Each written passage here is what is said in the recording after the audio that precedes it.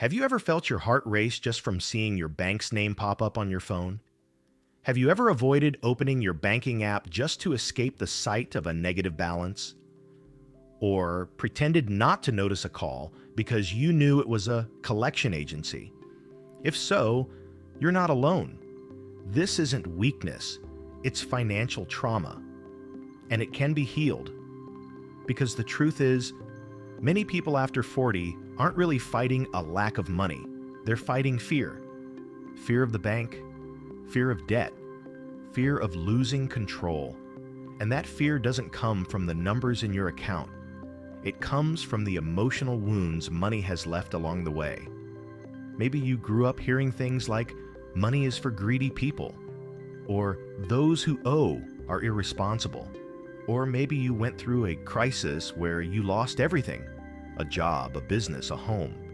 And ever since then, every bill, every bank notification has been a trigger, an unconscious reminder that you could lose it all again. This is the silent trauma of financial anxiety.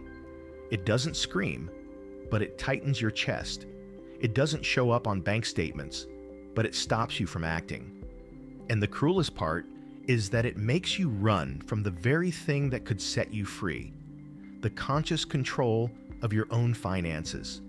Science shows that the fear of debt activates the same regions of the brain that react to physical threats. The body goes into alert, the heart races, your palms sweat, and the mind says, run. That's why so many people avoid dealing with money. They avoid negotiating, planning, even looking.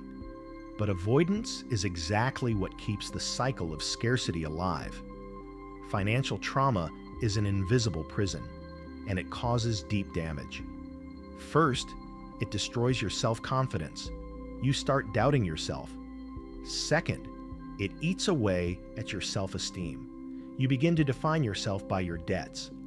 Third, it creates procrastination. Fear paralyzes action. Fourth, it harms relationships. Guilt and shame isolate you. And fifth, it impacts your health. Studies from the American Psychological Association show that financial stress is one of the main causes of insomnia, anxiety, and depression in midlife. But that doesn't define you. You are not your banking past. You are someone learning to heal your relationship with money. Healing that relationship is an act of emotional maturity. Prosperity after 40 isn't about earning more. It's about freeing yourself from fear. Because when you face money without panic, it returns to being what it has always been: energy. Energy that flows when you open yourself to it. One of my students at 52 told me he used to be terrified of checking his bank statement. For years, he pretended he didn't know anything. Until one day, he decided to face it. He made a spreadsheet, renegotiated, sold what he didn't need, and took a deep breath. Today, he not only paid off his debts, but also has investments, and most importantly, peace. What changed? His emotional relationship with money. And that's the first step in healing financial anxiety: acknowledging fear, but not identifying with it. You feel fear, but you're the one who decides, because prospering after 40 means no longer being a prisoner of emotion, but becoming the commander of your financial life. So ask yourself, how many decisions have I avoided out of fear of making a mistake?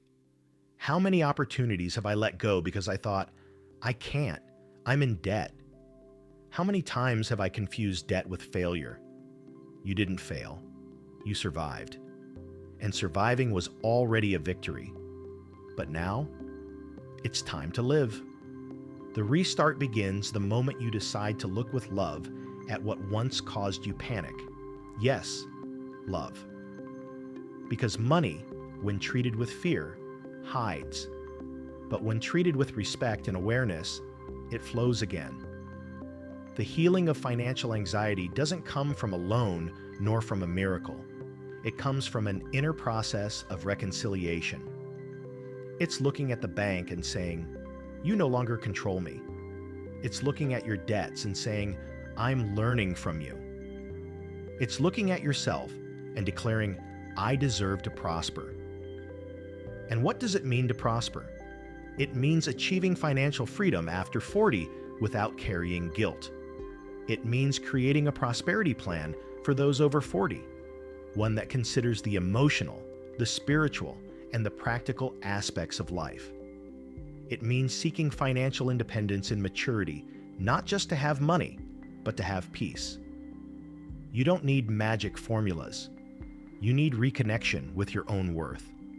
Because money is a mirror. It reflects what you believe about yourself. And if you believe you are worthy, capable, and deserving, the flow of abundance reorganizes itself around you. Joe Dispenza says the brain can't tell the difference between what's real and what's vividly imagined.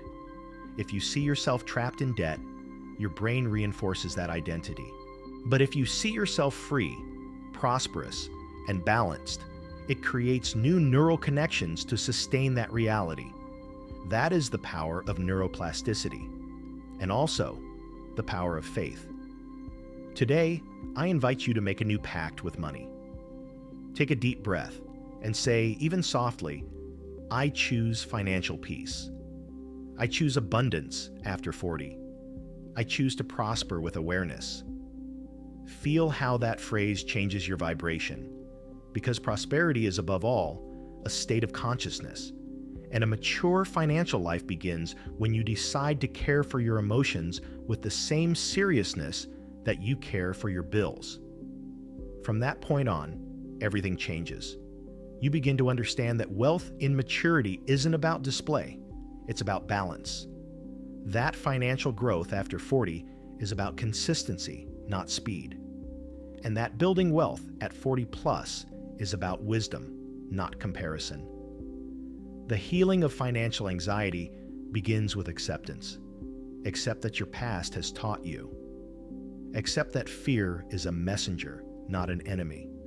Accept that prosperity is a process, and that every step, no matter how small, is progress toward freedom. If your heart still tightens when you talk about money, know this: it's only an echo of what once was. And yes, you can reframe it. Because money is not a punishment, it's a tool for expansion.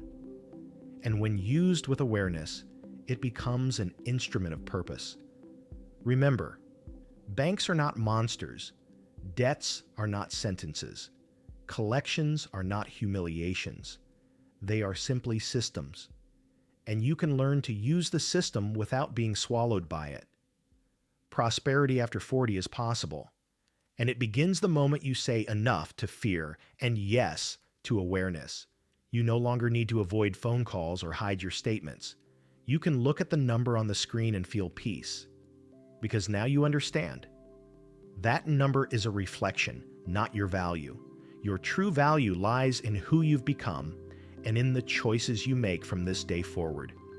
And if this message touched something within you, maybe it's time to take the next step, to learn, to plan, to heal, to create a prosperity plan for those over 40, grounded in purpose and emotional freedom.